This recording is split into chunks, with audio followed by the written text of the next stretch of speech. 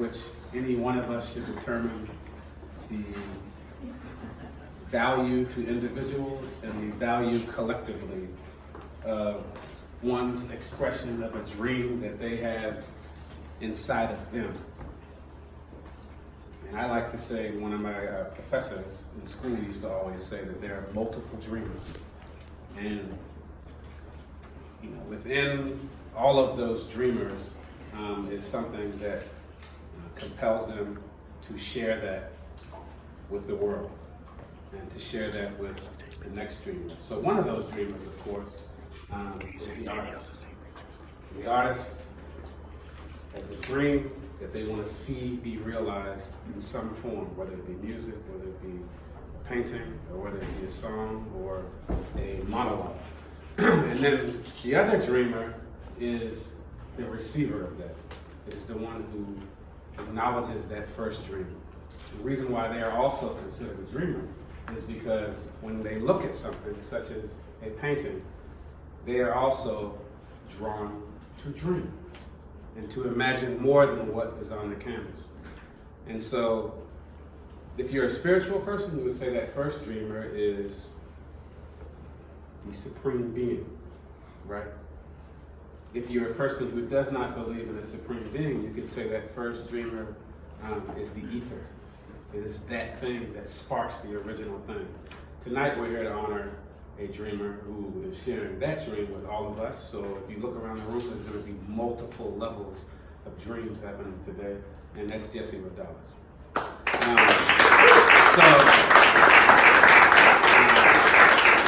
We will start off by acknowledging the power of this being in City Hall, the power of culture, the power of looking at multiple different images and what that elicits. Because we do know the world has closed its eyes to a number of different things that are both painful, but also, as we all know, is incredibly beautiful. And culture, diversity, colors, all of those things are so, so beautiful. So without further ado, I want to acknowledge our alder person, DeJuan Gay. He's our newest alder person. He is himself an artist. And not many people may know that, but he was in the Filmsters Academy. He has an eye for the art. You might not acknowledge that. And then our assistant city manager, Lynn Farrell, who's also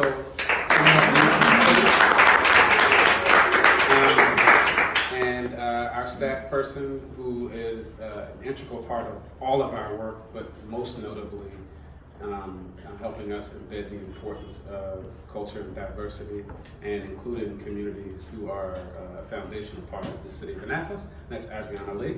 And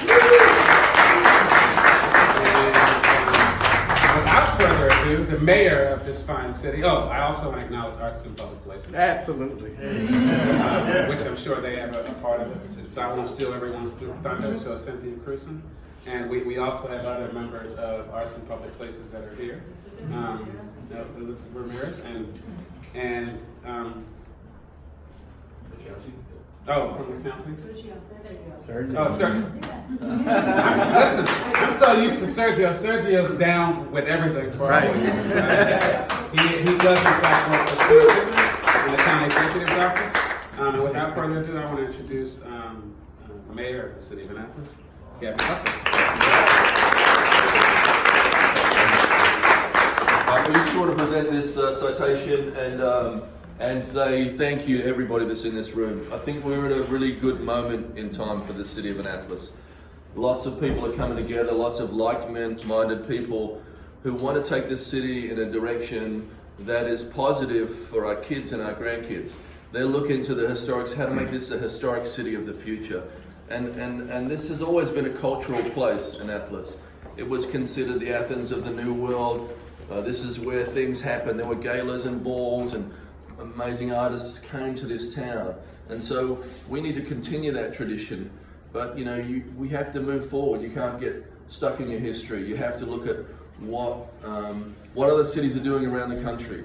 And what they're doing is they're embracing, the cities I love are embracing one another, embracing all different cultures. And that makes your city a better place to live. So I'm so happy that Jesse chose this place to come to and bring his beauty to. I mean, it's amazing to see your work. It's inspiring. I look forward to all the stuff that you learned on the West Coast and bringing some of that here so we can get a little bit of that excitement in our art scene. I campaigned as a progressive, as a change agent, as a guy that was looking to do different things, but I can't do it alone. We have to do it together. So this is a big part of that. So thank you. Let me read this citation. On behalf of the residents of the City of Annapolis, we are pleased to confer upon you this City Council citation in recognition of your talent and your contribution to the arts in the City of Annapolis.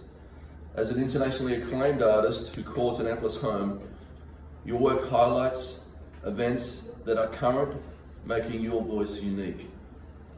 Your work amplifies important interests for people of all communities. We're excited to showcase your beautiful paintings in the hallways of City Hall for the month of September, and we are proud to host this artist reception tonight.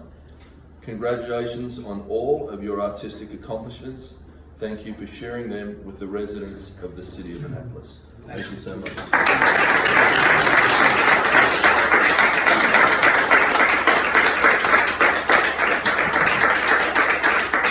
Get off and let the real star talk. This is yours. Absolutely. Thank you so much. Thank you, everybody, for coming. I really appreciate every single one of you guys showing up and coming and supporting the arts. It's really important. I'd like to thank a couple of people. Mayor Buckley, thank you so much. I appreciate you just embracing me and welcoming me to the city. Adriana, William, Brian, where I had my last exhibit, Art in Public Places, Sergio, and just everybody that's supporting me. Roxanne, I'm ready to eat. Mr. Drummond and Mr. Green also. So thank you. I really feel really blessed, and just thank you. I just love to say thank you to people because it's a small word, but it's a powerful word, right? Whenever you hear the word thank you, you're acknowledging somebody for embracing you. And I like to say my art, it's a gift. It's a gift from God. This is Latino Month. And I called this exhibit Grita Latino, which means Screaming Latino. Because even after 209 years, we're still screaming. With everything that's going on in the world today, I just felt it appropriate to call it Grita Latino. And I like to paint current events. So I don't just like to just paint just flowers or still life or just anything.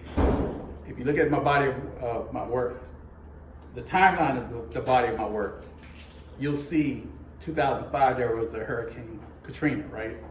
Or you'll see an earthquake in Haiti, or there's a mass shooting in Paris. But as you go down the body of my work, the timeline, you'll see what happened during that time while I was here on Earth. And that's what I want to do. I want my art to tell a story. When I'm gone, and generations,